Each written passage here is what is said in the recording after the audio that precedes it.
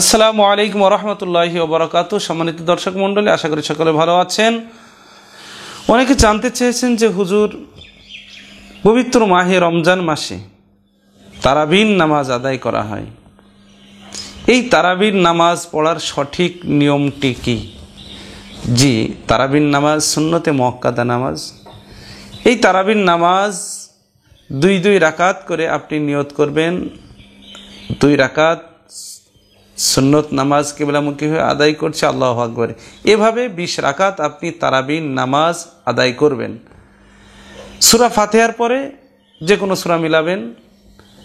এরপরে দ্বিতীয় রাকাতেও ঠিক তেমন সূরা ফাতিহার পরে যে কোনো সূরা মিলাবেন। তারাবির নামাজের জন্য নির্দিষ্ট কোনো কেরাত নাই, নির্দিষ্ট কোনো সূরা নাই।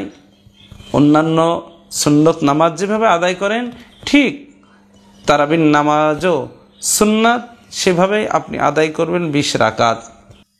মহিলা এবং পুরুষ উভয়ের জন্যই 20 রাকাত তারাবির সুন্নত নামাজ।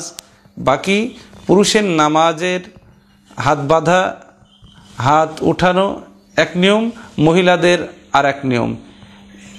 বাকি উভয়ের জন্যই তারাবির নামাজ সুন্নতে মুআক্কাদা এবং 20 রাকাত পড়ার নিয়ম যেভাবে বললাম ঠিক তেমনই।